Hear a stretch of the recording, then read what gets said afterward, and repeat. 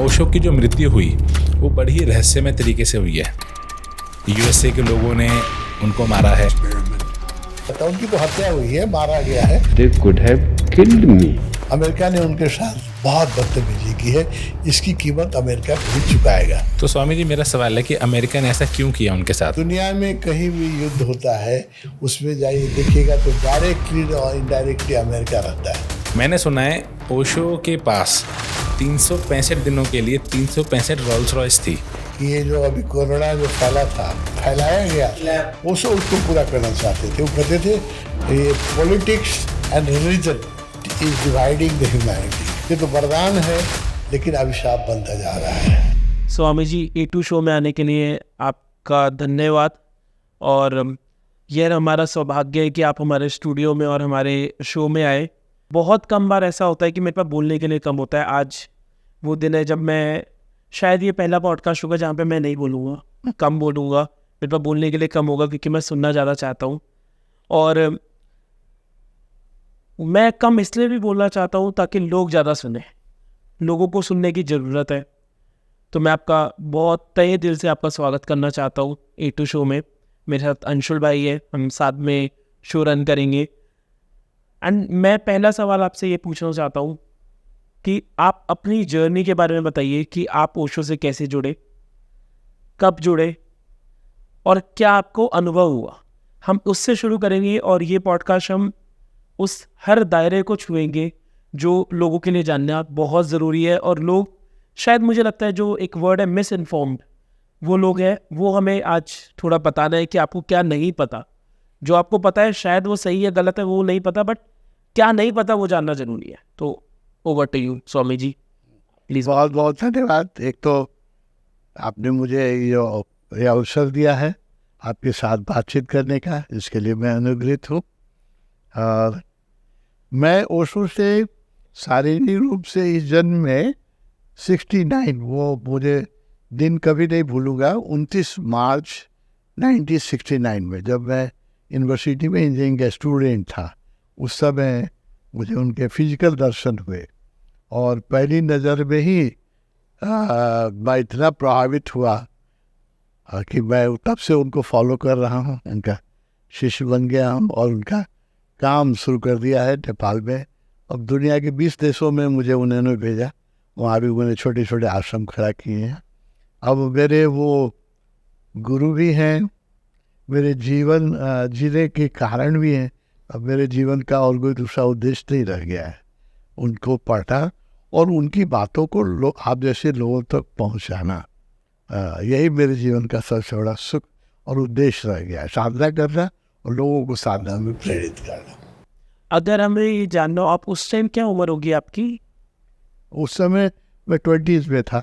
तो नॉर्मली लोग कहते हैं कि जो संन्यास है, जो मेडिटेशन है, अभी तो लोग बहुत जागरूक हो रहे हैं, पर मैं उस टाइम की बात कर रहा हूँ। ये उन लोगों के लिए जो 70, 60, 50 साल के उम्र के लिए है। पर इतनी छोटी उम्र में आप जुड़े उनसे, आप आज की यूथ को क्या बोलना चाहेंगे कि मेडिटेशन किसके लिए है, ओशो का ज्ञान किसके लिए है, ओशो को क्यों सुनना चाहिए? आप प्लीज़ बताइए, मेरे लिए भी निजी क्वेश्चन है।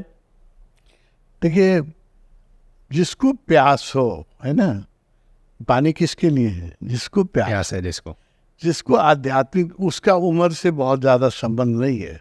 किसी को किसी उम्र में प्यास लग सकती है ना, आध्यात्मिक प्यास लग सकती है।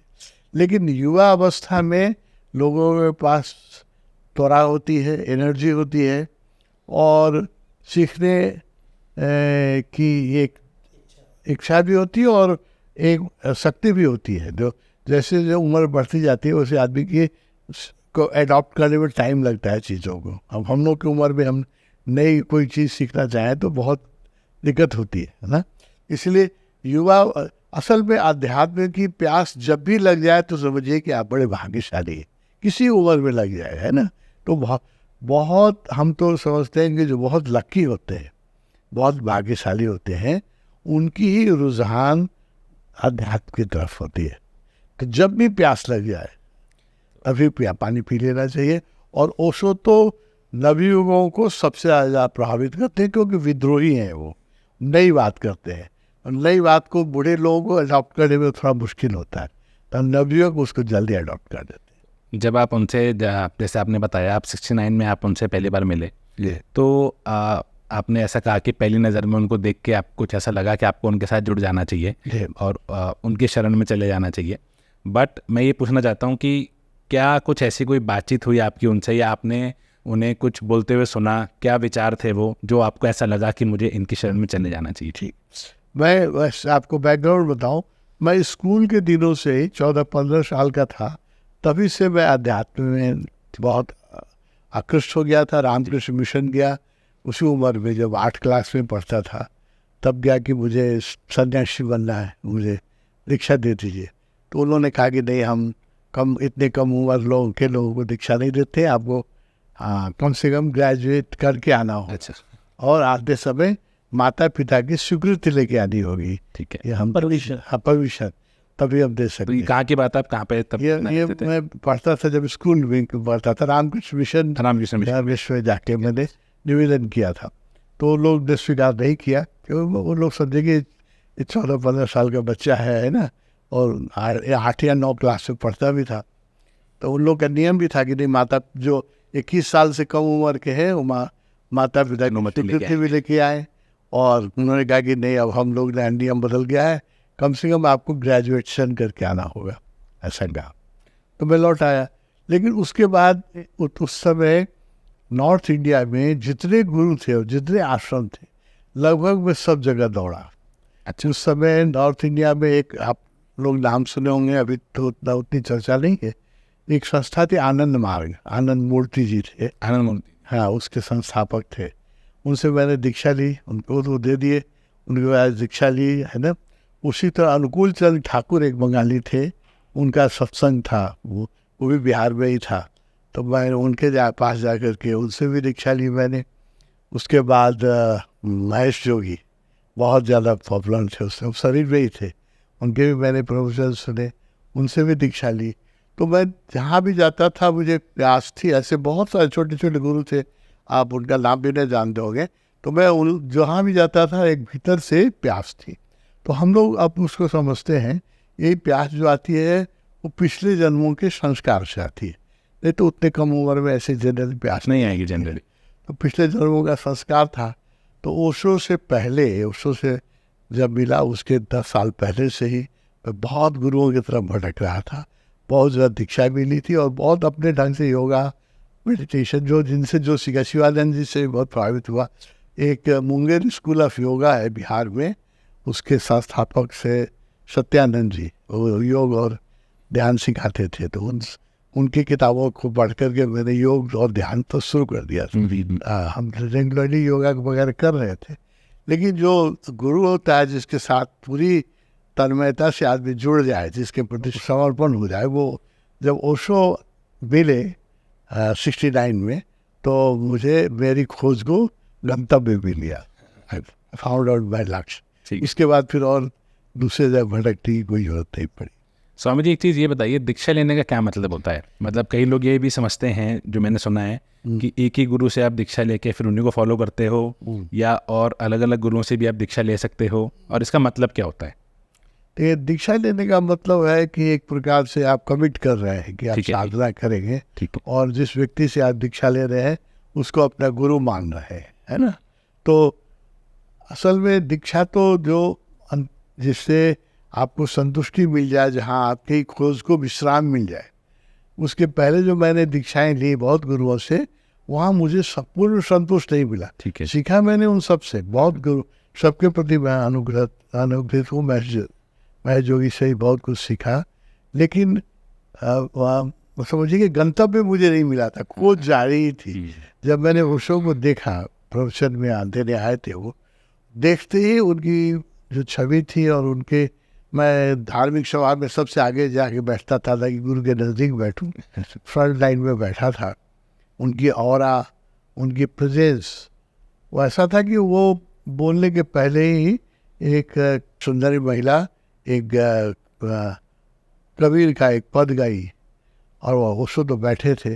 वो पद सुनते सुनते ही मुझे आँख से आंसू गिरने लगा, मैं रोने लग गया। तो वो उनके प्रेजेंस का जादू था। जो ऐसे सत्पुरुष होते हैं ना, उनकी ऑरा बड़ी बहुत स्ट्रांग पावरफुल होती है बहुत। तो उनके नज़दीक आप जाएंगे तो वैसे ही काम शुरू हो जाता है उनकी ऑरा का। तो मेरा काम उनके बोलने के पहले ही शुरू हो गया था। फिर उन्होंने जो प्रवचन देना शुरू किया, मैं पहले वो कहते थे सबको मेरे प्रिय आत्मन, है ना, बड़ा प्यारा संबोधन था। और जो बानी उनकी हिंदी पर बहुत अच्छी कमांड है उनकी, बहुत अच्छा बोलते हैं दोनों पर, हिंदी विशेष रूप से, क्योंकि हिंदी हम लोग की अपनी मातृभाषा है, इसलिए और भी उसमें मज़ा आता है। अध्यात्म देखिए क्या है, अब जब मैंने बहुत देखा, जैसे मैं इंजीनियरिंग का स्टूडेंट रहा हूँ, इंजीनियर हूँ, तो अब इंजीनियरिंग की मुझे बात करनी हो तो हिंदी में नहीं कर सकता हूँ। उसके लिए जो इंग्लिश टर्म्स यूज ऐसे इंग्लिश में फिट बैठे, अल्फा बीटा गामा फिट में बैठेंगे। हाँ, ट्रॉन उसकी बात करनी हो तो इंग्लिश में ही बात हो सकती है। लेकिन जो अध्यात्म है उसकी भाषा जो है, रियल भाषा तो संस्कृत है, हमारी पूर्वीय सभ्यता। तो संस्कृत से जितनी भाषाएं निकली, तो उत्तर भारत की जितनी भाषाएं हैं सब संस्कृत से निकली हुई हैं, चाहे बंगला हो, चाहे हिंदी हो, चाहे मगही हो, चाहे मैथिली हो, जो भी है सब हिंदी से निकली है ना। इसलिए हम लोग को अध्यात्म की बात करनी हो, अभी भी मैं देखता हूँ क्या, अब तो ज़्यादातर किताबें इंग्लिश में आ रही है, लेकिन हिंदी में पढ़ने में जो मज़ा आता है वो अध्यात्म में। वही इंजीनियरिंग की किताब हिंदी में पढ़े तो बड़ी दिक्कत होती है। हाँ, तो बहुत दिक्कत होती है। टेक्नोलॉजी की किताब, कंप्यूटर की किताब हिंदी में पढ़ी तो दिक्कत होती है। वो इंग्लिश में ही मज़ा आता है क्योंकि उसके टर्म्स जो है इंग्लिश में है। लेकिन अध्यात्म जो है, हिंदी संस्कृत से निकली हुई जितनी भाषाएं हैं उसमें ही उसकी गहराई आती है। तो उनकी हिंदी सुन के तो मैं तो, और उनका सबसे बड़ी उनकी प्रेजेंस, वो बैठे थे और ऑरा जो थी, शाम का समय था, मार्च का महीना, मैंने कहा 29 मार्च के महीने की शाम बड़ी अच्छी होती है, और गंगा का किनारा था, पटना में हो रहा था प्रवचन, तो गंगे के किनारे का अपना भी एक ही होता है।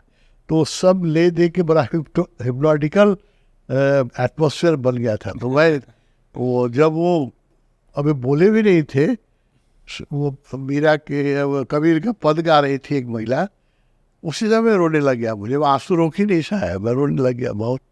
और ऐसा लगा कि जैसे इसी व्यक्ति की खोज थी जो बचपन से मैं आश्रम में दौड़ रहा था, गुरु के बाहर दौड़ रहा था। तो अभी बोले भी नहीं है, मुझे लगा कि मेरे कोई खोए हुए अभिभावक जिनको कई जन्मों पहले मैंने खो दिया था, वो मुझे मिल गए। तो मेरी आध्यात्मिक यात्रा अपने गंतव्य पर पहुंच गई। वो उनके बोलने के पहले ही भरोसा आ गया था। फिर जब उन्हें बोलना शुरू किया था तो मैं रोता ही रहा, बहुत रोए। मैं कुर्ता पजामा से पहनता था, पूरे कुर्ता भीज गई, बाल पूरा भीज गया। वो सुख के आंसू थे। जैसे लगता है ना कोई आपका बहुत प्रिय मित्र या परिवार का कोई सदस्य खो जाए अब 20 साल के बाद मिले तो आप कितने खुश होंगे। तो ऐसा लगा कि जन्मों से खोया हुआ मेरा कोई अभिभावक मिल गया, बहुत रोया हुआ सुन। मैं सिमिलर एक इंसिडेंट आपके साथ शेयर करना चाहूँगा।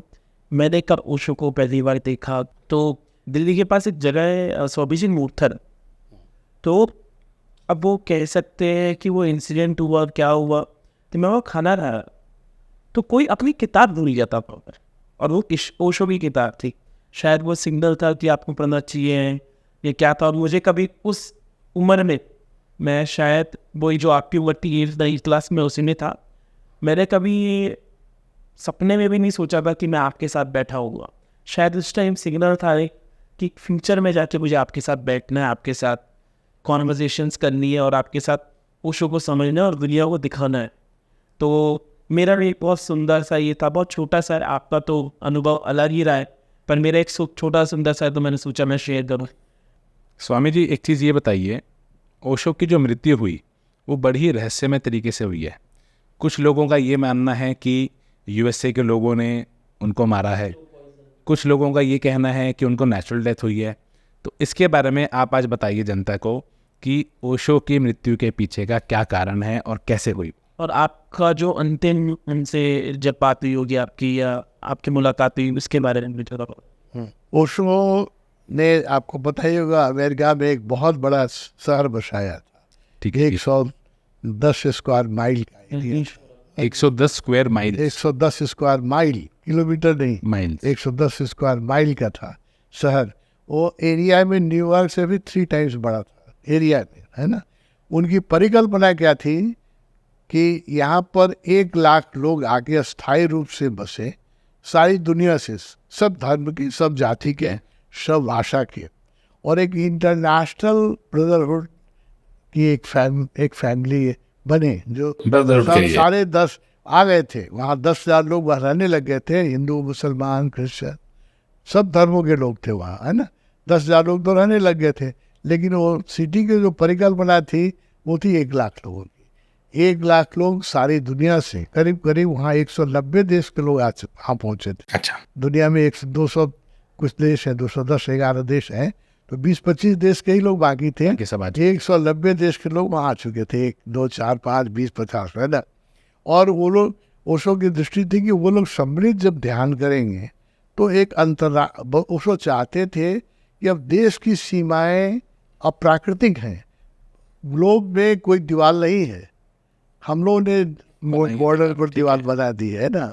हाँ, कुदरत ने तो बख्शी थी वो एक ही धरती, हमने कहीं हिंदुस्तान कहीं पाकिस्तान, है ना, तो हमने बनाया है। हाँ। परमात्मा ने तो एक ही धरती थी, एक ही धरती थी। एक ही धरती थी। तो ओशो चाहते थे फिर परमात्मा ने जो एक धरती दी थी, वो फिर एक ही दो विश्व कुटुंबकम, जो हमारी यहाँ हमारी जो परिकल्पना थी हमारे ऋषियों की, ओशो उसको पूरा करना चाहते थे। वो कहते थे ये politics and religion is dividing the humanity, धर्म और राजनीति लोगों को विभेद कर रहा है, अध्यात्म जो है लोगों को जोड़ेगा, धर्म नहीं। तो हिंदू है हम, मुसलमान हैं हम, क्रिश्चियन है, तो अलग हो जाते हैं। वो कहते थे ये आपकी व्यक्तिगत चीज़ है, आप घर में क्या कपड़े पहनते हैं, कौन सा गीत सुनते हैं, ये आपकी अपनी स्वतंत्रता है, लेकिन बाहर तो आप मनुष्य हैं। तो ओशो कहते थे कि आप जब तक मनुष्य तुम हो तो तुम्हारा पहला धर्म मनुष्यता होनी चाहिए, उसके बाद इस्लाम, उसके बाद हिंदू, उसके बाद क्रिश्चियनिटी। ऐसा कुछ काम न करो जो मनुष्यता के विरोध में हो जाए, है ना। तो ऐसा यूनिवर्सल रिलीजन की उनकी परिकल्पना थी, बहुत बड़ी कल्पना थी। तभी युद्ध रुक सकते थे। वो कहते थे जब तक सारे युद्धों के जड़ में देखिए तो धर्म भी है।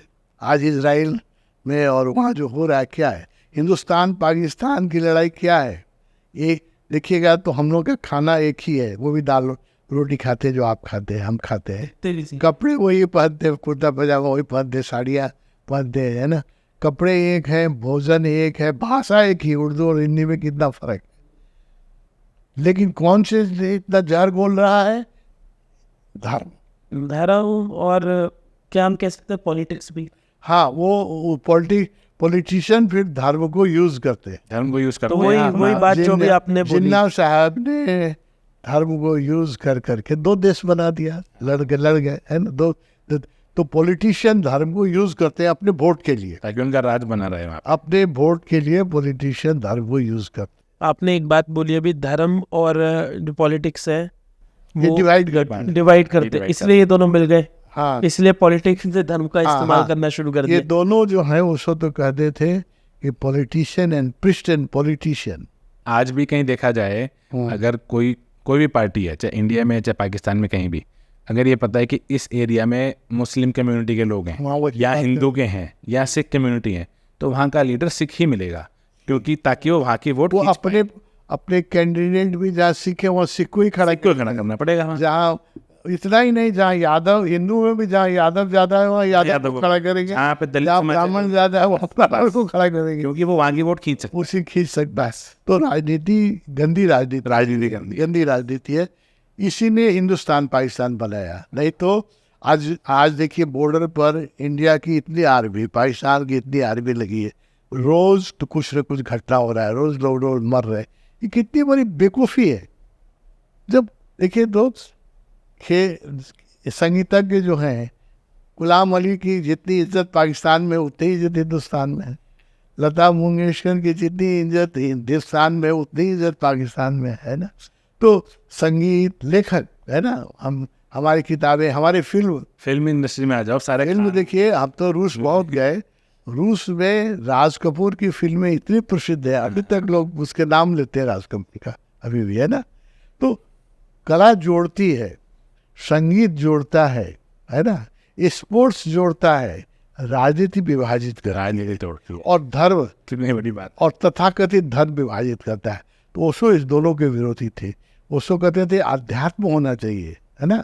वो एक ही बात कहते थे कि तुम मनुष्य हो तो पहला धर्म तुम्हारी मनुष्यता है, उसके उसके बाद बाद इस्लाम आता है, हिंदू आता है, सिख आता है, क्रिश्चियन आता है। ये वे ऑफ लाइफ है। तुम घर में जो भी पूजा करो ये तुम्हारी स्वतंत्रता है, लेकिन बाहर तो तुम मनुष्य, घर से बाहर निकलो, come out as a human being ना। न मस्जिद जलाने की जरूरत है, न मंदिर तोड़ने की जरूरत है। ये जंगली लोग ही करते हैं, ये काम जंगली लोग करते हैं, मनुष्य नहीं कर सकता, ऐसा वो सब कहते थे। तो ऐसी उदात्त तो उनकी दृष्टि थी।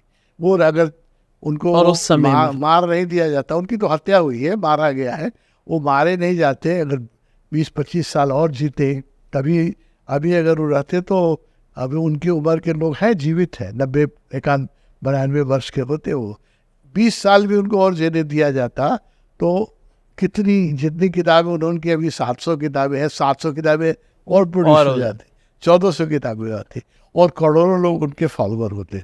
वही गए थे, लेकिन उनके आश्रम को जलाया गया, पुनः रजिस्ट्रम तोड़ा गया, और उनके साथ उनको बिना किसी अपराध के 12 दिन अमेरिका के जेल में बहुत सताया गया, इतना सताया गया।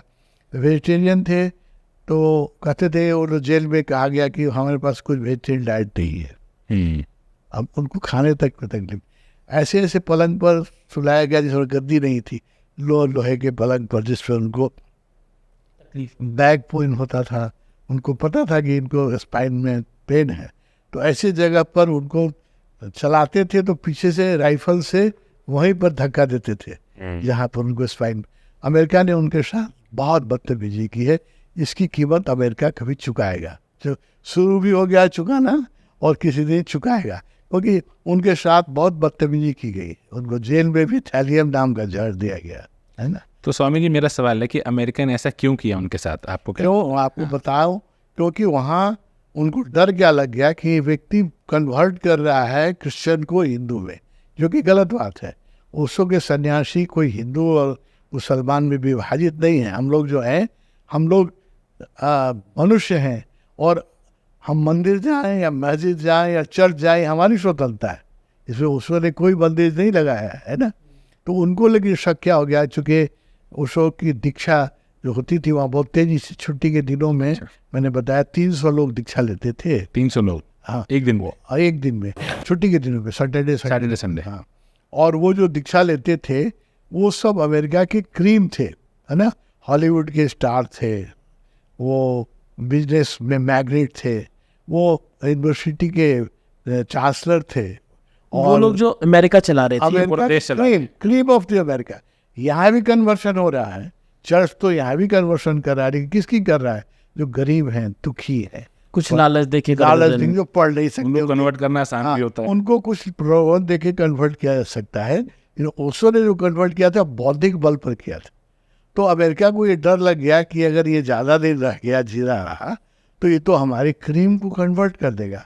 और वो सोच रहे थे कि ये हिंदुइज्म में कन्वर्ट कर रहा है, जो कि एकदम गलत बात थी। हमारी जो साधना है उसमें सूफी ध्यान भी होते हैं, हिंदू ध्यान भी होते हैं, और प्रार्थना होती है, और मेडिटेशन इज प्योर साइंस।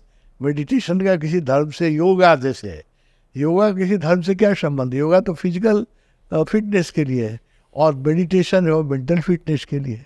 तो मेंटल फिटनेस मुसलमान को भी चाहिए, क्रिश्चियन को चाहिए, हिंदू को चाहिए, उससे धर्म आता ही नहीं है कहीं। तो ओशो तो धर्म नहीं फैला रहे थे, लेकिन उनको शक हुआ कि हिंदू बना रहा है, इसलिए उन्होंने, अमेरिका ने किया ये सब चीज़, उनकी हत्या की। स्वामी जी, एक आप ये बताइए, जैसे बहुत सारी जनता ऐसी है जिन्हें ओशो के बारे में उतना नहीं पता है जितना उन्हें पता होना चाहिए, या जो भी उनकी जो भी प्रीचिंग्स थी, जो वो बातें सिखाते थे, बहुत जनता को तो पता है, लेकिन कुछ ऐसे भी जिन्हें उतना नहीं पता है। तो उनके लिए आप क्या कुछ वो बातें बताना चाहोगे ताकि उनको पता लगे कि ये बातें थी, ये चीज़ें थी जो ओशो चाहते थे कि सबको पता चले, और क्या उन्हें फॉलो करना चाहिए? देखिए, इंट्रोडक्शन कैसे देंगे हम? कोई जैसे अगर किसी को नहीं पता है तो नहीं, जिसको पता नहीं है उसको तो आप कहिए क्या कि ओशो अभी इंटरनेट पर छाए हुए हैं। उनके 10,000 प्रवचन जो हैं वो रिकॉर्डेड हैं, यूट्यूब में, और उसमें आपको फिर जगह जगह मिल जाएंगे वो प्रवचन आपको, है ना। तो उन और किताबें उनकी 700 किताबें हैं। वो किताबें भी बड़े बड़े पब्लिशर ने पब्लिश की, हम लोगों ने भी पब्लिश की है, कंपनी में भी पब्लिश की है। तो जिनको भी ओशो में इंटरेस्ट हो, अभी तो आपके पास जो सोशल मीडिया इतनी बड़ी सुविधा हो गई है कि आप मोबाइल से पढ़ ले सकते हैं किताबें, बहुत बड़ी सुविधा हो गई है।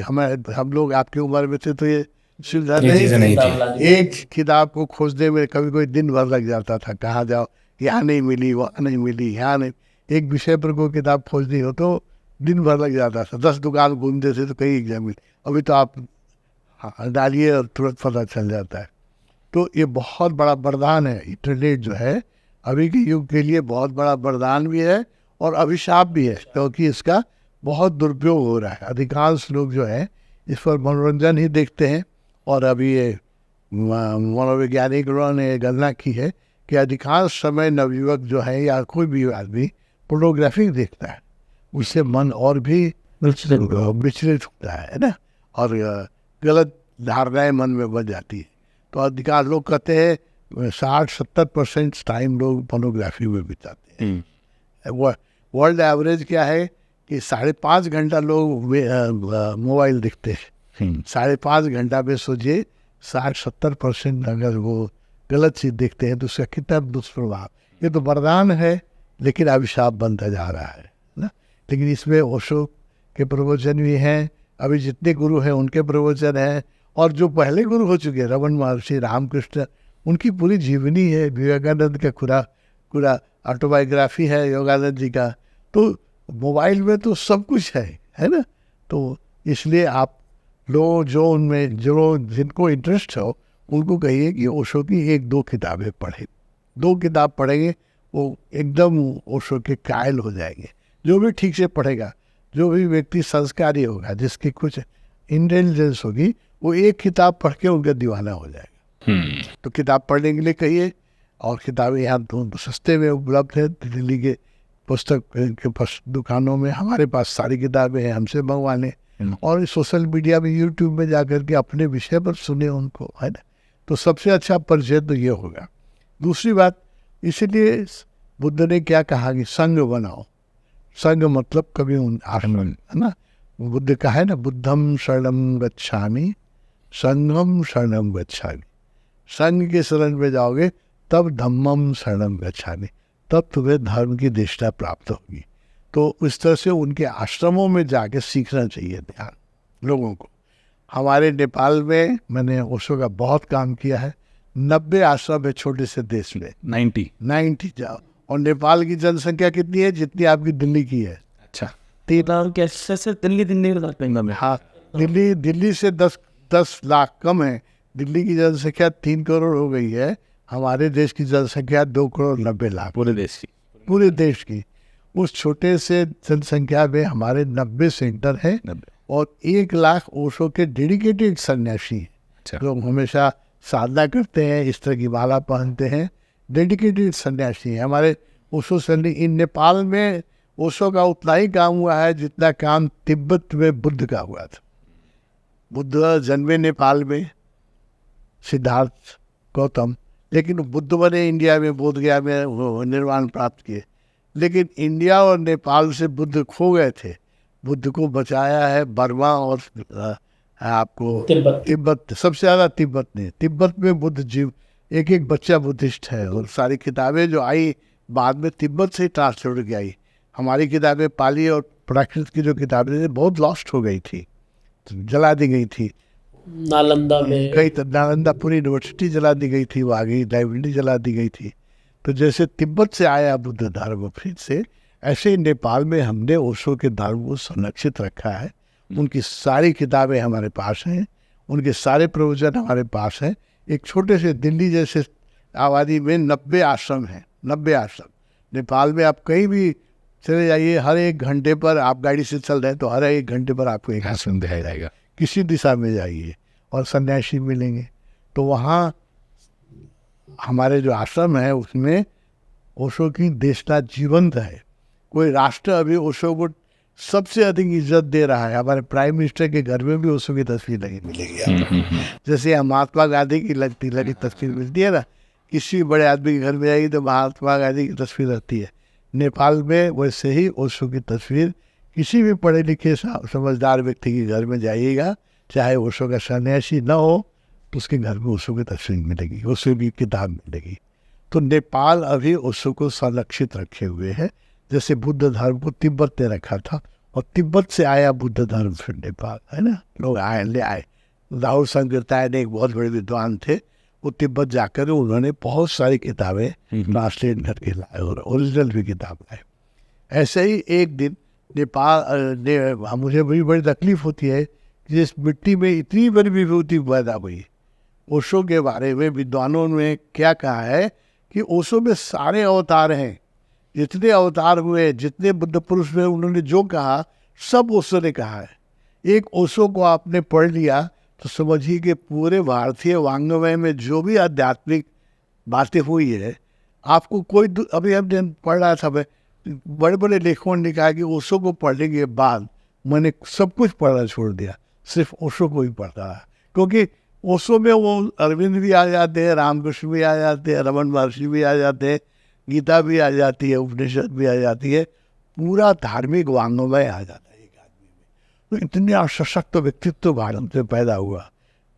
समझिए अमिताभ प्रीतम कहती थी कि भारत गौरवान्वित एक दिन मानेगा क्योंकि ओशो इस धरती पर पैदा, आज नहीं पहचानता है। इस बात के लिए भारत बहुत अपने को भाग्यशाली समझेगा कि ओशो का जन्म इस देश में हुआ। ओशो ने भारत में जन्म दे करके भारत को पवित्र बनाया है, सुंदर बनाया है। ये अभी सारे लेखक, सारे कलाकार जो भी विद्रोही संत पैदा हुआ ना, सबसे पहले उसको लेखक और कलाकार समझते हैं। बिजनेस में सबसे लास्ट में समझता है, तो उसको प्रॉफिट लॉस में बहुत ही राग लगाना पड़ता है। कलाकार थोड़े विद्रोही होते हैं, है ना। तो ओशो को अपने जीवन काल में भी सबसे अधिक किसी ने समझा तो संग, चाहे मुसलमान तबला वादक हैं, वो जाकिर हुसैन, क्या नाम उनका, जाकिर हुसैन, ओशो के फैन हैं, है ना। और वो फिल्म इंडस्ट्री में जो जितने मोहम्मद राय ये हैं, बहुत अच्छे कलाकार हैं, सब ओशो को पढ़ते हैं। चाहे हिंदू हो, चाहे क्रिश्चियन हो, चाहे मुस्लिम हो, इसमें सिख हो, इसमें कोई धर्म की सीमा ओशो में नहीं है। ओशो पूरे आध्यात्मिक गुरु हैं, और ओशो को समझ लिया, पढ़ लिया लोगों ने, तो पूरा अध्यात्म, उसके बाद अध्यात्म और पढ़ने की कोई जरूरत नहीं है। ओशो इनसाइक्लोपीडिया, वो सारे अवतारों के निचोड़ है। एक थ्योरी ये भी है कि उनके कुछ जो साथ में लोग रहते थे, उनके सक्सेसर बनने के लिए शायद कुछ पैसे वैसे के लिए भी कुछ गलत किया गया। आप इसमें कितना मानते हैं? नहीं, बाद में तो रजनीशपुरम में तो उन्होंने अपने आदमी को वो देखिए, वेस्ट की जो पॉलिसी है वो क्या है, डायरेक्ट नहीं लड़ती है, डिवाइड एंड रूल। इंडिया में जो अंग्रेजों ने शासन किया इतने साल, तो लड़के थोड़े दिए, तो डिवाइड आपस में लड़ा दो, डालो। तो वेस्ट की यही पॉलिसी रही, डिवाइड एंड रूल, अभी भी है। इसलिए हिंदुस्तान को बहुत सावधान रहना चाहिए ना, किसी भी देश को सावधान रहना चाहिए। वो डिवाइड एंड रूल करके ही रूस और यूक्रेन को लड़ा रहे हैं ना। दोनों भाई थे, पहले भाई थे, एक ही भाषा बोलते। हम तो दोनों जगह, मेरा आश्रम है, दोनों जगह मैंने शिविर लिया है। एक समय था जब मैं पहले जाता था तो रूस और यूक्रेन का ऐसा ही संबंध है जैसे इंडिया नेपाल का है। कोई पासपोर्ट की जरूरत नहीं, कोई वीसा की जरूरत नहीं, you can go like it was like a one country. Ukraine आधे रिसोर्सेज रशिया की यूज करता था, रशियाई बोलते थे, रशियन बोलते थे वहाँ के लोग। खाना एक, भाषा एक, देखने में हिंदुस्तान पाकिस्तान समझ लीजिए, नेपाल इंडिया समझ लीजिए, ऐसा था। आज वो कौन लड़ा रहा है? अमेरिका लड़ा रहा है, पीछे से कह रहा है सप्लाई कर रहा हूं। दुनिया में कहीं भी युद्ध होता है, उसमें जाइए देखिएगा तो डायरेक्टली और इनडायरेक्टली अमेरिका रहता है।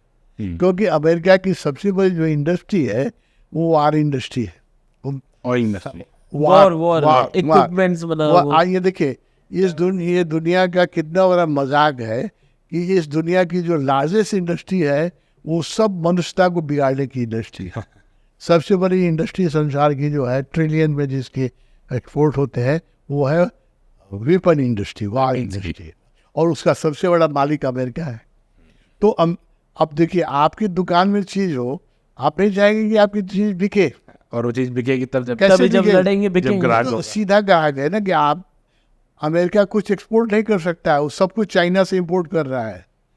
टूथपेस्ट से लेकर के और जितनी सामानें बन रही है, मोबाइल फ़ोन, वहाँ अमेरिका में सब चाइनीज सामानें बिकती हैं ज़्यादातर। बांग्लादेश के कपड़े बिकते हैं, इंडिया के सामान बिकती है।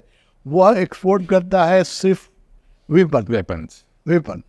तो अब अगर दुकान में आपने बना लिया, आप नहीं चाहेंगे कि आपकी चीज़ें बिके? कैसे बिकेगी? जब तक लड़ाई नहीं होगा तब तक वही वेपन कौन खरीदेगा? हाँ, रिक्वायरमेंट क्रिएट करनी पड़ेगी। आज यूक्रेन और रूस में जो लड़ाई हो रही है, उससे अमेरिका की जो वो वार इंडस्ट्री है, उसकी प्रॉफिट, उसका शेयर वैल्यू बढ़ गया है बहुत। वेपन सब लोग खरीद रहे हैं, सब लोग डर गए हैं। तो अमेरिका तो युद्ध चाहेगा, क्योंकि उसकी इंडस्ट्री खत्म हो जाएगी। दुनिया में कहीं भी वो शांति से नहीं रहने देगा, युद्ध चाहेगा, क्योंकि अगर शांति हो जाएगी तो उसकी इकोनॉमी फ्लॉप कर जाएगी। तो आप देखिए कि किस तरह के पागल दुनिया में जीते हैं। जो लार्जेस्ट इंडस्ट्रीज दुनिया को आपको बताऊं, सबसे लार्जेस्ट इंडस्ट्री जो है वेपन की इंडस्ट्री है ना। उसके बाद इंडस्ट्री क्या है? टोबैको की, वाइन की, है ना, कॉस्मेटिक्स की। ये सब लार्जेस्ट इंडस्ट्रीज है। कॉस्मेटिक, ये अब मैंने देखा कनाडा में एक जगह एक लिपस्टिक बिक रहा था $50,000 उसकी कीमत थी। दुकान $50,000 $50,000 उसकी दुकान कीमत थी। जब मैंने 40 कहा लाख कि रुपए भाई, में तो फ्लैट आ जाएगा। हाँ वो फ्लैट है, हमने कहा $50,000 की तो बहुत महंगी हो गई। तो वहाँ मुझे जो कनेडियन लोग थे उन्होंने बताया कि ये तो सबसे महंगी नहीं है, सबसे महंगी ब्रांड जो है उसकी कीमत $3 लाख $3 लाख लिपस्टिक की। अब सोचिए, है ना। तो कोई तो लेता ही होगा उसको। इंडस्ट्रीज कैसी है आपकी, यही बताती है कि दुनिया कैसी है। दुनिया को कैसा बनाया जा रहा है, ये भी हाँ, कैसे। ये पागल दुनिया में आप जी रहे हैं। लार्जेस्ट इंडस्ट्री जो है सब मनुष्य की घातक है। वाइन, टोबैको, वेपन, उसके बाद आपका कॉस्मेटिक्स और मेडिकल इक्विपमेंट्स, वो भी इतने महंगे हैं। हार्ट की जो वो लगती है ना, उसको क्या कहते हैं, ओपन हार्ट पेसमेकर। पेसमेकर जो छोटी सी लगती है, Pacemaker। वो देखिएगा तो इतनी बड़ी रहती है। उसकी कीमत मटेरियल वैल्यू से सोचिए तो बहुत कम होनी चाहिए, वो लाखों रुपए की आती है, 1.5 लाख की आती है ना। तो मेडिकल इंडस्ट्री भी जो है वो बहुत, अमेरिका में दवाएं बहुत महंगी हैं। मजबूरी की चीजें होंगी ना, मजबूरी की चीजें लेनी बड़े हाँ, और रोग भी, और मजबूरी की चीज़ें नहीं। आप देखिएगा उसके पीछे बहुत बड़ा स्कैंडल है। अच्छा। वो बच्चों को ऐसी बचपन से ही वो देने लगते हैं, दवा देने लगते हैं, उसको वैक्सीनेशन करते हैं बच्चों को। कई तरह की वैक्सीनेशन विदेशों में बच्चों की होती है। वो वैक्सीनेशन ऐसी होती है, मेडिकल कंपनियों ने बनाई हुई है कि वो बच्चा जीवन भर मेडिसिन पर डिपेंडेंट हो जाएगा। तो जीवन भर कुछ न कुछ दवाई खाते रहना पड़ेगा, है ना। तो मेडिकल इंडस्ट्री भी जो है वो मेडिकल साइंस नहीं रही, वो मेडिकल इंडस्ट्री हो, बिजनेस हो गया पूरा, बिजनेस व्यापार। तो इस तरह की दुनिया में आप जी रहे हैं। और इस तरह के लोग जो हैं वो चाहते हैं कि दुनिया में रोग फैले, तब ना दवाई बिकेगी। वायरस भी इतनी महंगी तो हमें इसका स्कैम भी तो आगे आया था, डोलो मेडिसिन का, कि आपको वो अपना पकड़े गए दिन क्या रेड हुई थी। हर डॉक्टर के पास आप जाओ, कोरोना की क्या दवाई लिखते हैं? डोलो। तो अब देखिए, तो जो सबसे बड़ी दवा बनाने वाली कंपनी है वो नहीं चाहेगी कि लोग बीमार पड़े। महामारी फैले, बीमार नहीं पड़े, महामारी फैले, मरे लोग, तब तक दवा बिकेगी। ऐसी ऐसी महंगी दवाएं हैं, कैंसर की कुछ दवाएं हैं, एक कैप्सूल का दाम हज़ारों डॉलर में है। वो भी मजबूरी में आदमी को लेना पड़ता है। डॉक्टर जब कहेगा कि नहीं पेशेंट मर जाएगा तो आदमी घर बेच के भी लेगा। तो अब जो सबसे बड़ी इंडस्ट्रीज़ है मेडिकल की, वो चाहते हैं कि बीमारी फैलती रहे। और जो सबसे बड़ी इंडस्ट्रीज इस देश की, अमेरिका की, वेपन की, वो तो चाहेगा कि दुनिया में शांति कभी नहीं हो। शांति होगा तो भूखा मर जाएगा वो। तो ओशो और ब्रदरहुड बनाना चाह रहे थे। वो चाहते थे चारा। वो 1 लाख लोग सारी दुनिया से आए, और वो सो चाहते थे कि अब दुनिया में सेकेंड वर्ल्ड वार के बाद अब वार नहीं हो, क्योंकि वार मूर्खता है, बेवकूफ़ी है। और अब लोगों के पास तलवार से नहीं लड़ेंगे, अब ऐसे ऐसे वेपन हो गए हैं लोगों के पास, सब कुछ पूरी अब अगर एटॉमिक वार का रूप ले लिया तो 24 घंटे में दुनिया हमारी मंगल ग्रह की जैसे हो जाएगी, लाइफलेस हो जाएगी। जैसे मून है या और ग्रह हैं, अगर भी अभी तक भगवान की खैर मनाइए कि अभी तक एटॉमिक वार शुरू नहीं हुआ है, लड़ाई तो हो रही है। जिस दिन किसी एक पॉलिटिशियन का दिमाग खराब हो जाए, एक आएगा सरफिरा। नॉर्थ कोरिया का जो प्रेसिडेंट है उसके वक्तव्य सुनिए ना, 24 घंटा धमकाता रहता है ना। तो अगर वेपन एक ने यूज़ किया, दूसरा तैयार है बैठा है। ऐसा है कि प्रेसिडेंट के जो चलते हैं उनके साथ वेपन की जो ब्रीफ केस चलती है कि कहीं लड़ाई हो जाए तो तुरंत वो ऑर्डर करे, वो ब्रीफ केस का बटन दबाए, और दुनिया की अमेरिका का प्रेसिडेंट चलता है उसके साथ जो ब्रीफ चलते, सारे एटॉमिक कंट्री के जो हेड ऑफ द स्टेट होते हैं उनके साथ ब्रीफ केस चलता है, जिसमें एटॉमिक पावर का बटन होता है। होता है कि कहीं लड़ाई हो जाए तो ऐसा नहीं कि उसको ऑफिस जाकर ऑर्डर देना पड़े, क्योंकि अब अगर एटॉमिक वार हुआ तो घंटों में पृथ्वी खत्म हो जाएगी। ब्रीफ केस तो देखा है मैंने, मेरे को ये नहीं पता था। सबके साथ होता है, बटन होता है, सब में बटन होता है, क्योंकि लड़ाई हो गया तो उसी समय उसको ऑर्डर देना है। तो जब तक वो दिल्ली में अपने ऑफिस में जाएगा, है ना, अब मान लीजिए वो कलकत्ता में है कोई, समझिए हमारा प्राइम मिनिस्टर, और जब तक दिल्ली में उसके बटन होता तो आते आते तो दुनिया समाप्त हो जाएगी। स्वामी जी, ये भी कितना बड़ा इंडिकेटर है जो आप बता रहे हो कि लड़ने के लिए कितने उतार हुआ कि बक्सा साथ होना चाहिए हमेशा। गलती से भी देखिए उसमें क्या होता है, कभी कभी गलती से हो जा सकती है, इक्विपमेंट में तो गलती होती है। एक बार हो गया था अमेरिका में, देखा गया क्या कि रूस की तरफ से कुछ मिसाइल छोड़े गए हैं, है ना, तो अमेरिकन प्रेसिडेंट से ऑर्डर मांगा गया तो कहा कि हाँ तुम हिट कर, ब्रीफ केस खोलो, मारो बटन मारो उसको, है ना। तो 2 मिनट पहले डिटेक्ट हुआ कि दैट वाज कंप्यूटर मिस्टेक।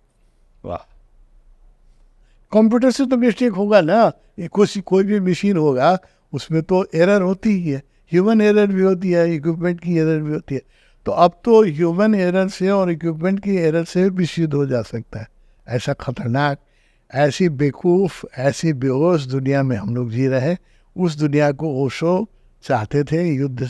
अब युद्ध, ओशो ने कहा कि सेकेंड वर्ल्ड वार के बाद अब मनुष्य का कुछ सीख लेनी चाहिए कि युद्ध से सिर्फ विनाश होता है, कोई सोल्यूशन नहीं होता। आज यूक्रेन और रूस में जो लड़ाई हो रही है, देखिए इतने साल हो गए, रोज दोनों तरफ से $500 मिलियन, है ना, दोनों देश का एवरेज में पर डे खर्चा हो रहा है, और लगभग 500 लोग दोनों देश के प्रतिदिन मर रहे हैं एवरी डे। कितने लोग?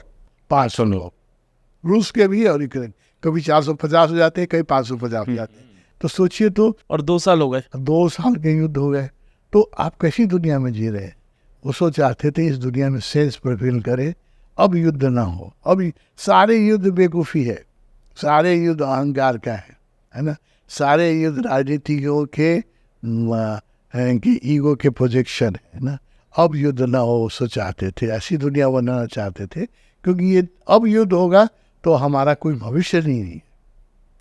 अभी देखिए ना, रूस तो हो रहा है, लड़ाई तो हो रही है पैलेस्टाइन में और इजराइल में, चीज़ें सारी दुनिया में महंगी हो गई, अनएम्प्लॉयमेंट हो गया सारी दुनिया में, उसका इम्पैक्ट चारों तरफ आएगा। अब तो पृथ्वी एक परिवार बन गया है ना, अब ऐसा नहीं है एक जगह लड़ाई होगी। और उसका पोल्यूशन आ रहा है ना, अभी पता नहीं चल रहा है, वो जितने बम और जितने फेंके जा रहे हैं, वो हवा वायुमंडल में उसका जो पोल्यूशन आ रहा है, उससे कितने तरह की बीमारियां निकलेगी।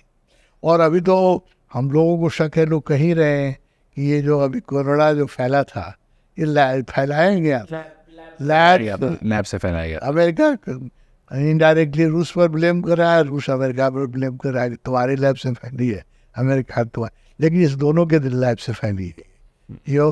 ये मैन मेड बीमारी थी जिसमें अरबों रुपये का दुनिया का लॉस हुआ, लॉस रुपयों से ज्यादा लोगों ने अपने खो दिए। करोड़ों लोग मरे और अरबों का लॉस हुआ। और दुनिया की इंडस्ट्री कितनी खराब हो गई, होटल बंद हो गए, एयरलाइंस बंद हो गए, कितने। तो हम लोग एक पागल दुनिया में जी रहे हैं जहाँ सेंस प्रिवेल नहीं करता है। वो चाहते थे इस दुनिया में सेंस प्रिवेल करे। हम क्यों लड़ते हैं? सिर्फ ईगो के कारण लड़ते हैं। और ईगो का डाइल्यूशन कैसे होगा? समझदारी से, ध्यान से। इसलिए वो चाहते थे कि मेडिटेशन वन कल्चर बने, वर्ल्ड कल्चर मेडिटेशन बने, और पॉलिटिक्स और रिलीजन जो है वो प्राइम फैक्टर ना हो। म्यूजिक, स्पोर्ट्स, आर्ट, है ना, क्योंकि कलाकार एक दूसरे को जोड़ते हैं। गुलाम अली हिंदुस्तान में सब उतने ही आदर करते हैं जितने पाकिस्तान में करते हैं। हमारे यहाँ ये जो चित्रा सिंह है, जगजीत सिंह है, उनके गजल उतना ही गजल बहुत फेमस है, बहुत famous। अरिजीत सिंह सारे तो कलाकार दुनिया को जोड़ देंगे, क्योंकि उनको तो कला का प्रदर्शन करना है यहाँ भी और वहाँ भी, लेकिन प्लस प्यार- प्यार प्यार प्यार आता मिलता है है। दोनों लेकिन तरफ। धर्मगुरु जो हैं और राजनीतिक गुरु जो वो हैं उसको दुनिया को विभाजित तोड़ेंगे। करते हैं। इसी के पूरा ओशो की देशना यही थी कि प्रिस्ट एंड पॉलिटिशियन इनसे सावधान। Priest and politician, priest and politician priest and politician. ये दुनिया को डिवाइड करने वाले हैं, है ना। मगर जो समझदार लोग हैं उनको, उनकी ओशो चाहते थे एक दुनिया ऐसी बने जिसमें जो समझदार लोग हैं उनके हाथ में सत्ता रहे। और युद्ध तो अभी बेवकूफ़ी है ना, क्योंकि अभी बुद्ध में तो कोई जीतने वाला नहीं है। देखिए सभी खत्म, दोनों ही हारेंगे, दोनों ही जीते। 12 कंट्री के पास एटॉमिक वेपन है ना। वो तो खैरियत है, यूक्रेन के पास एटम बम था लेकिन उसने दे दिया था एटम बम।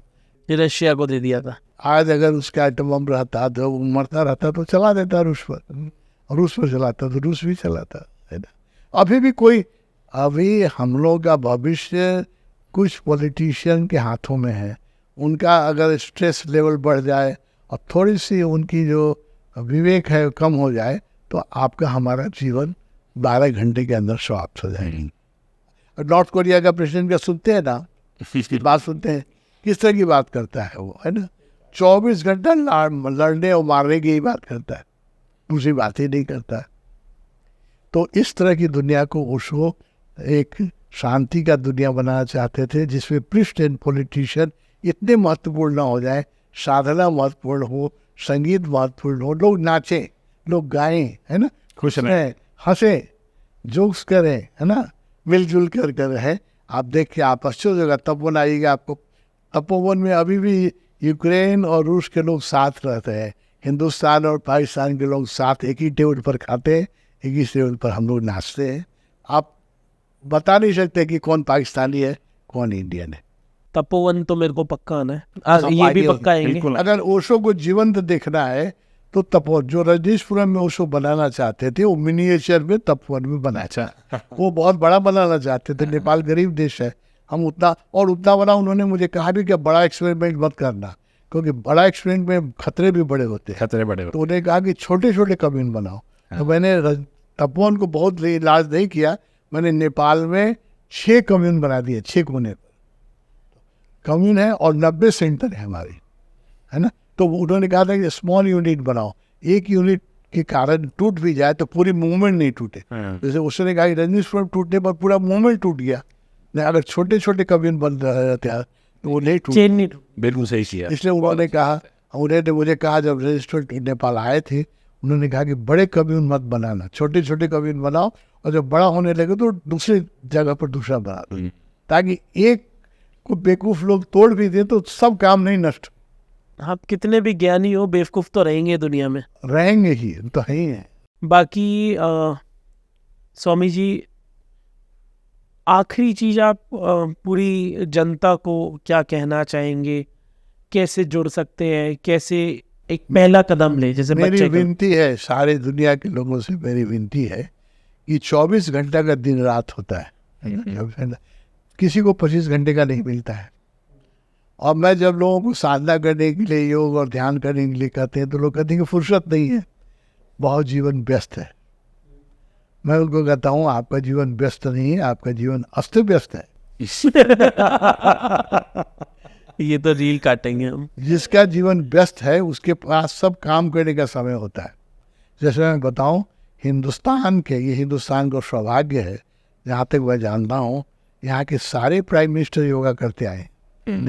नेहरू जी भी करते थे, इंदिरा गांधी भी करती थी, राजीव जी भी करते थे, मोदी जी भी अभी करते हैं, ध्यान भी करते हैं, योगा भी करते हैं। तो मैं इनको यही कहता हूँ कि आप क्या मोदी जी से भी ज़्यादा व्यस्त हो?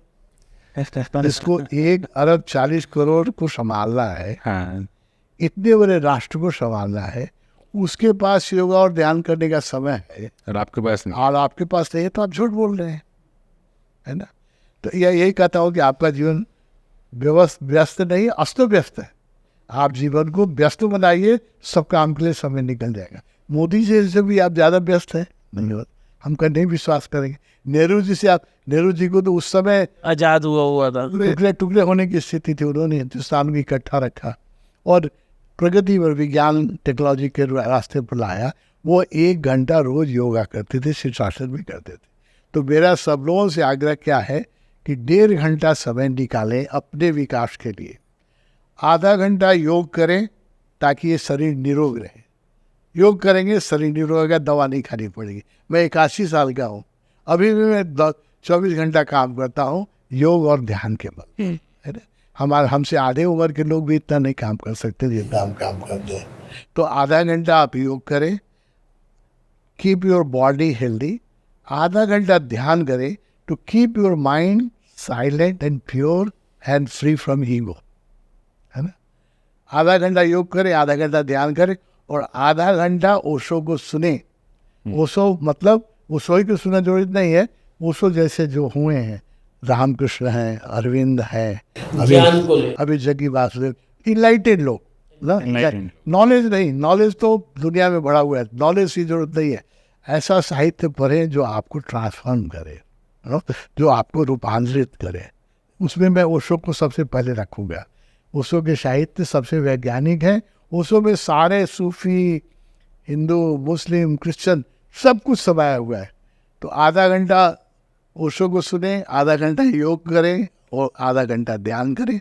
ये मेरा हर भारतीय से मेरा निवेदन है। मैं जहाँ भी जाता हूँ कहता हूँ। और 1.5 घंटे का मतलब है 6% ऑफ योर टाइम। तो 24 घंटे में 94% टाइम आपके पास है मौज मस्ती करो। हम लोग तो किसी मौज मस्ती के विरोध में नहीं है। आप पैसा कमाइए, अच्छी गाड़ी खरीदिए, अच्छे कपड़े पहनिए, अच्छा मकान बनाइए।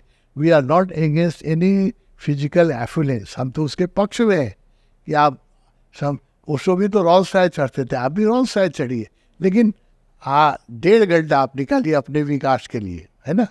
फिर दोहराऊंगा, सुबह में योग कर बिना आप प्रण कर लीजिए।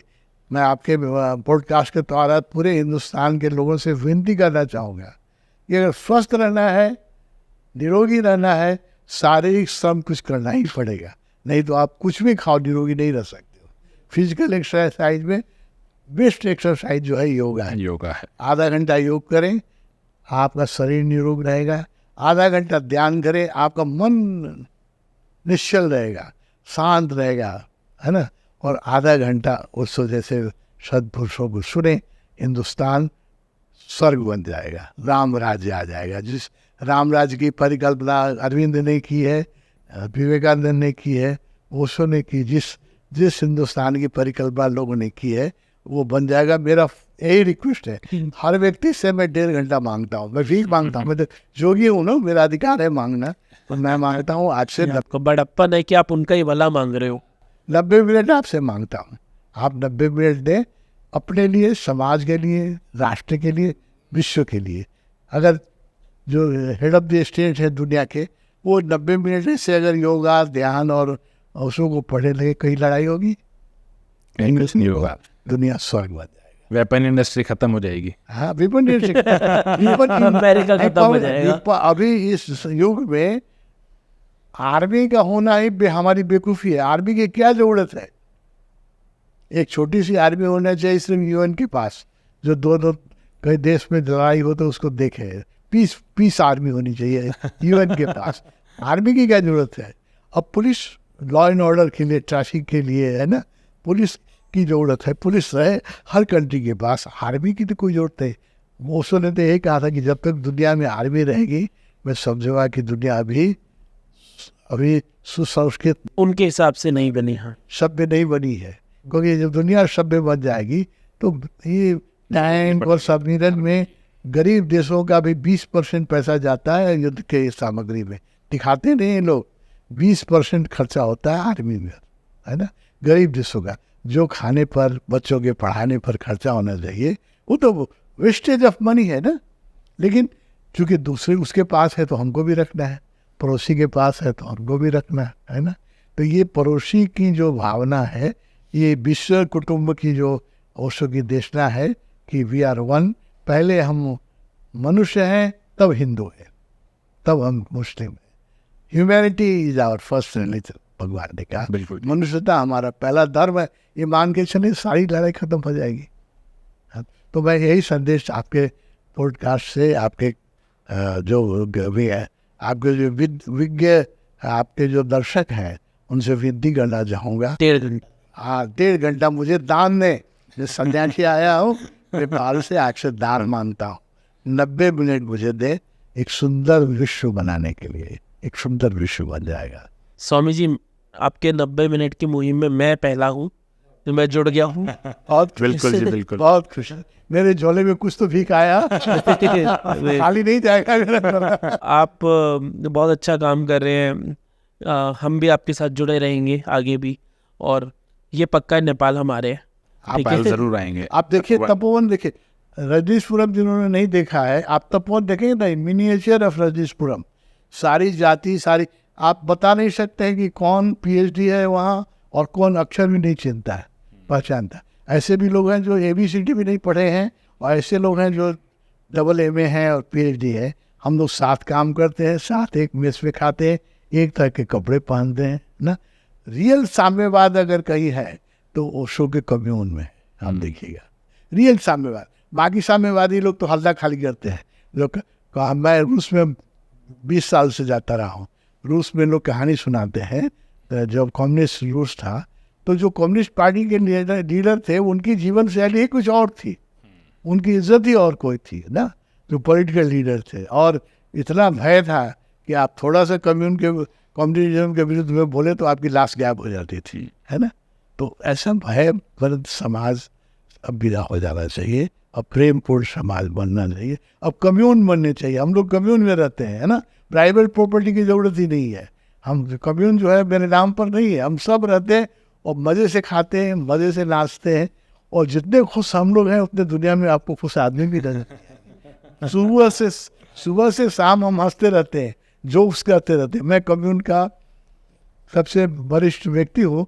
मुझसे कोई गलती हो तो मेरा स्टाफ मुझ पर जोक करने में पीछे नहीं हटता, पीछे नहीं हटता है। एक भी मेरी गलती हो तो तुरंत जोक मार ही देता है। एक ब्रदरहुड है, कोई छोटा बड़ा नहीं है। आप आगे देखिए, that is the future of this universe.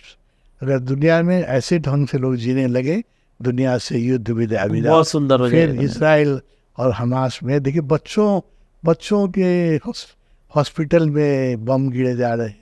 लोग अभी तो डिहाइड्रेशन से लोग मर रहे हैं, जानते हैं। पानी नहीं मिल रहा है बच्चों को पीने के लिए, पानी नहीं मिला। ये कितना बड़ा पाप है, सोचिए कितना बड़ा पाप है। 1 लीटर पानी दिन का नहीं मिल रहा है बच्चों को, इसलिए मर रहे हैं डिहाइड्रेशन से। कैसी दुनिया में आप जी रहे हैं? इस दुनिया में ओशो की ज़रूरत है। ओशो पढ़िए, ओशो को पढ़ाइए, ओशो को सुनिए। आपके पॉडकास्ट से मैं सारे भारतीयों को विनती करता हूँ, ओशो को एक बार दिल खोल करके अपनी सांप्रदायिक भावनाओं को थोड़ी देर के लिए मुक्त हृदय से ओशो को पढ़िए। एक अच्छी दुनिया बनाए हम लोग मिलजुल। ओशो ने आज तक जो भी बातें करी है वो बहुत लॉजिकल बातें करी है, बहुत ऐसी जो, अगर आज आप अपनी कोई भी परेशानी के बाद उसको समझेंगे तो आपकी 90% परेशानियाँ सॉल्व हो जाएंगी। मैं अपनी एक परेशानी आपके साथ शेयर करना चाहता हूँ। आप उस पर क्या है, उसका जवाब शायद मेरे पास है भी, पर मैं आपसे ज़्यादा सुनूंगा तो मेरे को एक वैलिडेशन मिलेगा कि हाँ, ये मैं जो सोच रहा हूँ सही है।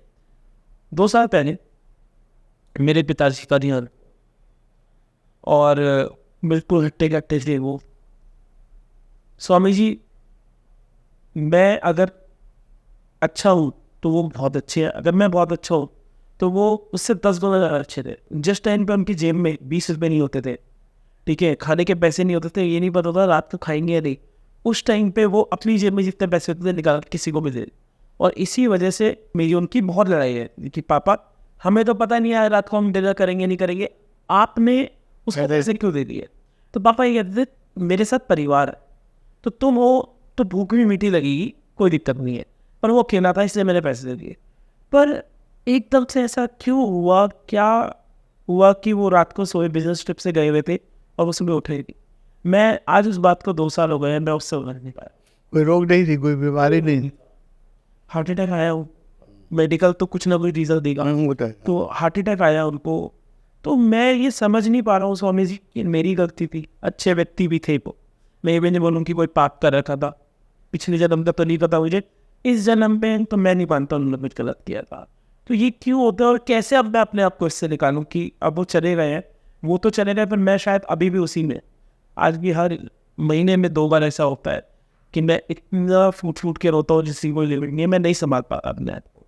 तो आप मुझे बताइए, मेरा मार्गदर्शन कीजिए आप। तो देखिए, जो अच्छे आदमी होते हैं ना, शुभ आदमी होते हैं, उनको उनकी ज़रूरत यहाँ भी होती है और वहाँ भी होती है। अच्छे लोग जल्दी चले जाते हैं। स्वामी विवेकानंद 39 ईयर्स में चले गए, शंकराचार्य जी 32 साल में चले गए, है ना। जीसस को 33 साल में सूली लटका दी गई। और जो दुष्ट लोग होते हैं वो यहाँ लंबा जीते हैं, है ना। तो एक तो मृत्यु तो कब आ जाएगी, किसकी आ जाएगी, कुछ कहना, ठीक है। हर दिन करीब 1 मिलियन 10 लाख लोग हर दिन मरते हैं, है ना। तो किस दिन हम लोग का बुलाहट आ जाएगा, कोई नहीं कह सकता है, ये अपने हाथ में नहीं है। तो वो उस मृत्यु को मैं बहुत अच्छी मृत्यु कहूँगा जब वो खाट पर सोए, किसी को तंग नहीं किया, हॉस्पिटल नहीं ले जाना पड़ा, एम्बुलेंस नहीं बुलाना पड़ा।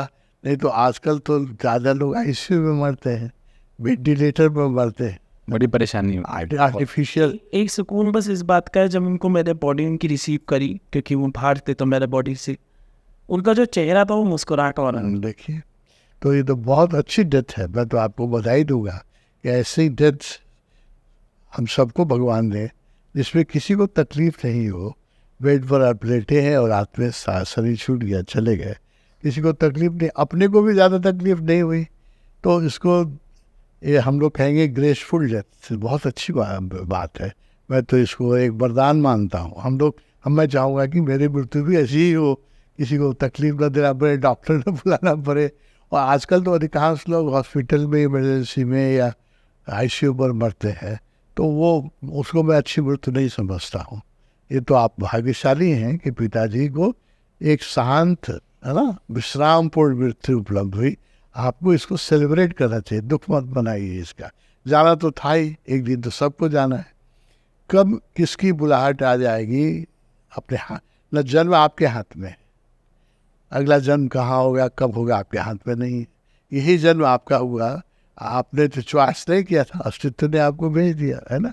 और जितने दिन खटन पटन होगी उससे एक दिन ज़्यादा भी हम लोग नहीं जी सकते, वो निश्चित है। जिस दिन जाना है उसके बाद एक दिन भी, मेडिकल साइंस इतना एडवांस कर गया है, सब कुछ एडवांस करे, तो डॉक्टर भी तो मर ही रहे हैं ना। डॉक्टर कहाँ सबको है, अधिकारी डॉक्टर तो जल्दी ही मर जाते देखते हैं, ये है ना। तो इसीलिए ये आप सेलिब्रेट कीजिए, आप परमात्मा को धन्यवाद दीजिए कि पिताजी शांतिपूर्वक गए। उन्होंने ना आपको तकलीफ दिया ना अपने को तकलीफ दिया। हम लोग उस मृत्यु को एक वरदान मृत्यु मानते हैं, बहुत अच्छी मृत्यु मानते हैं। स्वामी जी, इस बात में कितनी सच्चाई है कि जब कोई व्यक्ति आपकी ज़िंदगी से चला जाता है ना, स्वर्ग में, दर्द में, वो आपको ऊपर से देखता है और आपको मदद करता है। जैसे मेरा मानना है कि मेरे पिताजी मेरी बहुत मदद करते। कैसे मैं कह पा रहा हूँ ये, जब पिताजी गए तो मेरे पास उस टाइम पे उनकी बॉडी आने के लिए भी पैसे नहीं थे वहाँ से। आज जब मैं पीछे मुड़ के देखता हूँ, सिर्फ 1.5-2 साल हुआ है, 1.5-2 साल में मेरा रूल तो मैं हमेशा से मेहनत कर रहा हूँ, पर 2 साल में चीज़ें बदली। आज भगवान की दुआ से मैं सक्षम हो गया हूँ।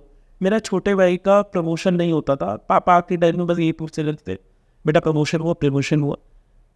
डेथ के 1 महीने में ही उसका डबल प्रमोशन हुआ। तो ये कितनी सच्चाई है कि एक बंदा जब चला जाता है तो आपके ऊपर से मदद करता है या आपको देख रहा होता है, आपका आशीर्वाद होता है। तो आप इसमें बताइए, मैं आपसे क्यों ये पूछ रहा हूँ, क्योंकि मेरे को एक अंदर से जो है ना शांति मिलेगी जब मैं आपसे जानूंगा, क्योंकि बहुत लोगों से समझा है, बहुत लोगों से सुना है। जैसा आपका अनुभव ओशो के साथ था वैसा मैं आपके साथ कर पा रहा हूँ, तो इसलिए मैं आपसे ये सवाल पूछ रहा हूँ। देखिए, हम लोग की भाषा में कहेंगे तो हम तो कहते हैं कि मृत्यु तो होती ही नहीं है, ये तो मृत्यु तो एक झूठ है।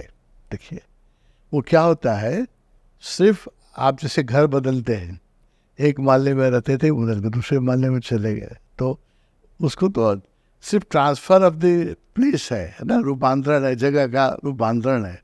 शरीर का भी रूपांतरण होता है। इस शरीर में रहते रहते एक समय आ जाता है, फिर हम लोग शरीर छोड़ के कुछ दिन स्पिरिट वर्ल्ड में लोग रहते हैं, अशरीरी लोक में रहते हैं।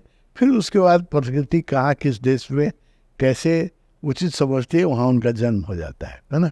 तो ये आपका जो घर है, जो शरीर जो है ना, एक्चुअली हमारा डेरा है, ये अपना घर नहीं है ना। और ये परमानेंट नहीं है, इसको मान के रोज चलिए कि ये परमानेंट नहीं है, कि हम सबको किसी दिन भी, हम तो आपको आशीर्वाद देंगे कि आप लंबा जिए, लेकिन एक दिन तो जाना ही होगा, कितना भी लंबा हो। और वो दिन कब आएगा ये कोई नहीं जानता है, तो कोई डॉक्टर भी नहीं बता सकता है, कोई ज्योतिष भी नहीं एग्जैक्टली पिन पॉइंट नहीं कर सकता है ना।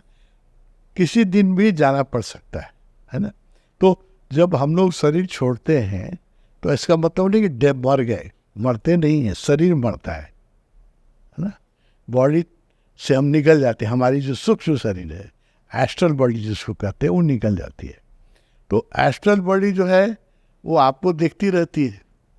पिताजी जब शरीर छोड़ के गए तो वो उनकी एस्ट्रल बॉडी उसी रूम में ही रही होगी थोड़ी देर, वो आपको देख रहे होंगे और वो देख रहे होंगे कि काहे रो रहा है, हम तो जिंदा ही है ना, ये शरीर छोड़ दिया है, मैं मरा खा हूँ, वो तो जिंदा ही है। और इसको देखिए कहते हैं हमारे यहाँ, हमारी संस्कृति में कहते हैं पितृदोष कहते हैं। अगर माता पिता अपने जो पूर्वज हैं उनकी श्राद्ध क्रम करना, उनके प्रति कुछ दान दक्षिणा कर देना, उनके प्रति अच्छा व्यवहार करना यहाँ संतान का कर्तव्य हो जाता है। जो नहीं करते हैं उनको पितृदोष लगता है, आप सुने होंगे।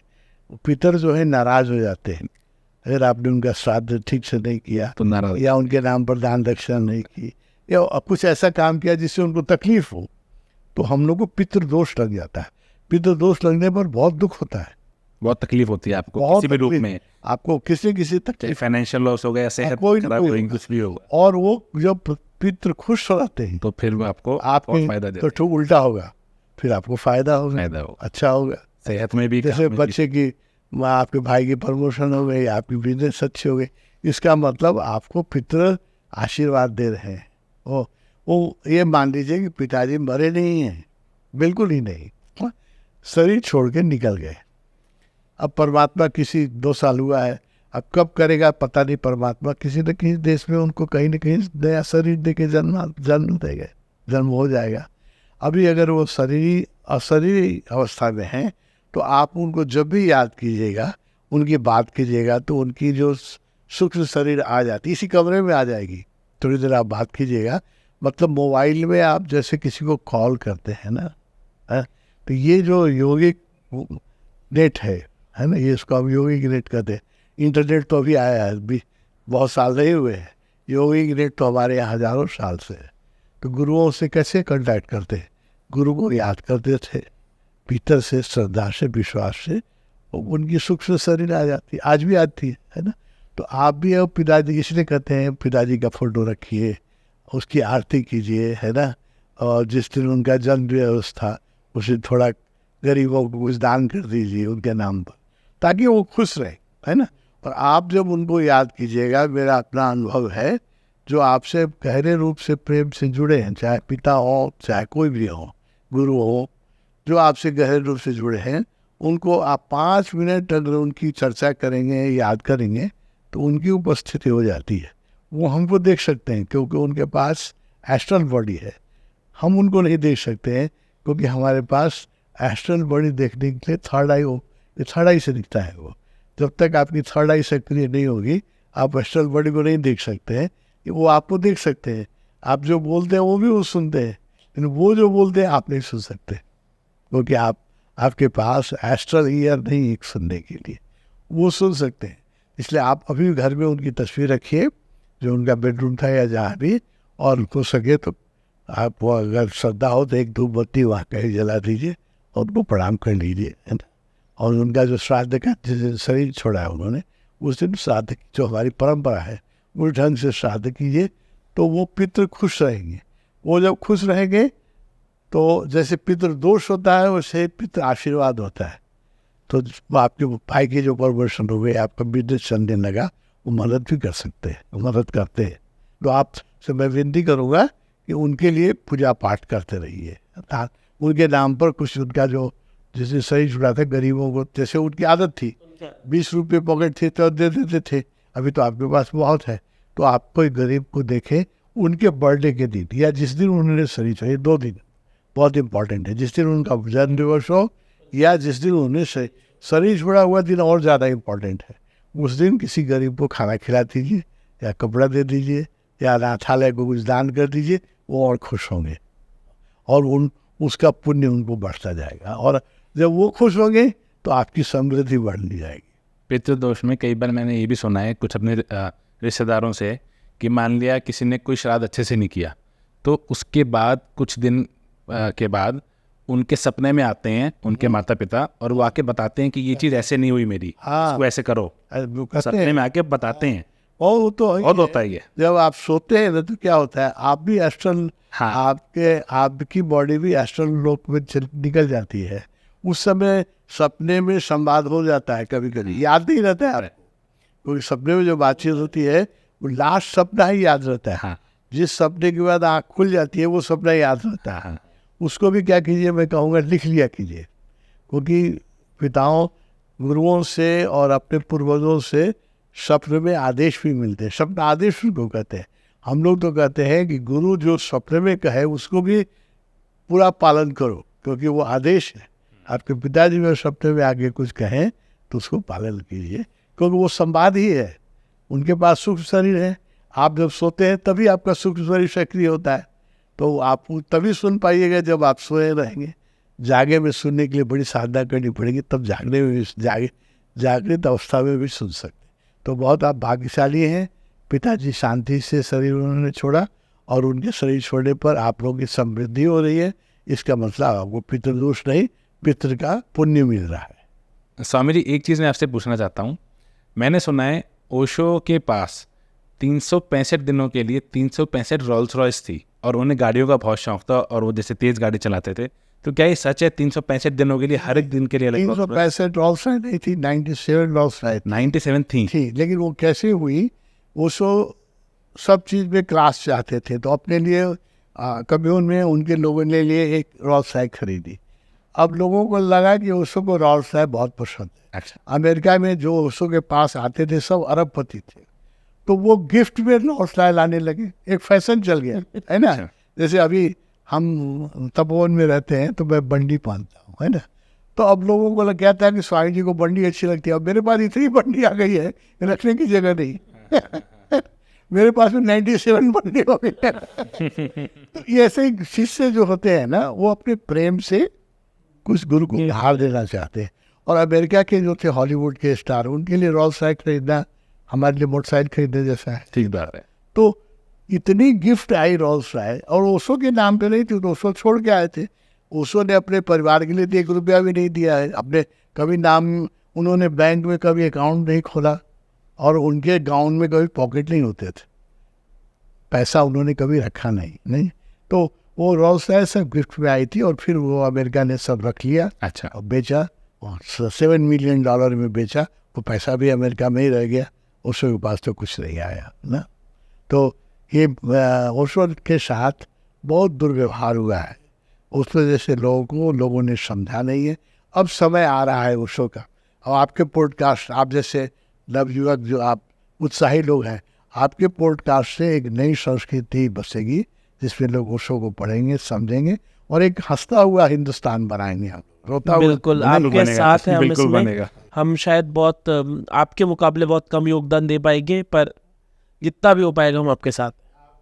मेरी उम्र तो 81 साल हो गई, आपके पास मुझसे ज़्यादा शक्ति है, उम्र है, समय है। आप कैसे बोल रहे हो, लग नहीं रहे आप तो हमसे ज़्यादा आप काम करेंगे, हम ज़्यादा। आपका आशीर्वाद रहेगा तो बिल्कुल करेंगे। बहुत खुशी हुई मुझे, आप जैसे प्रेरित और उत्साहित और ओपन मस्तिष्क के लोग कम मिलते हैं, जैसे लोगों से मिलके मैं बहुत खुश हूँ, बहुत अनुग्रहित हूँ कि आपने मुझे ये इज्जत दी है। बोला अरे स्वामी जी, कैसे आपने हमें सौभाग्य दिया है कि हम आपके साथ बैठ पाए और आपसे बात कर पाए। आज शायद मेरे पापा होते तो उनको भी बहुत अच्छा लगता है ये, और जैसे कि आपने बोला जहाँ भी वो होंगे जहाँ ना, भी हो। आप जो कह रहे हैं आवाज़ पहुँच जाती है। हाँ। मेरा अनुभव है, जब हम किसी को बहुत जोर से याद करते हैं उसकी चेतना आ जाती है। हाँ, तो मैं उन तक आपकी आवाज़ पहुंच रही है, आप समझिए। और मैं फिर विनती करूंगा उनके नाम पर थोड़ा, जिस दिन उन्होंने शरीर छोड़ा और जिस दिन उनका जन्म दिवस है, कुछ दान पुण्य कर दान करो। कुछ भी थोड़ा, तो 5 गरीबों को खिला दीजिए, किसी को कपड़े, कुछ भी थोड़ा कीजिए, तो सीधे उनको वो मिलेगा। ये हमारी संस्कृति रही है। मित्र खुश रहेंगे, आपकी उन्नति बढ़ती चली जाएगी। थैंक यू, बहुत बहुत धन्यवाद। बहुत बहुत धन्यवाद।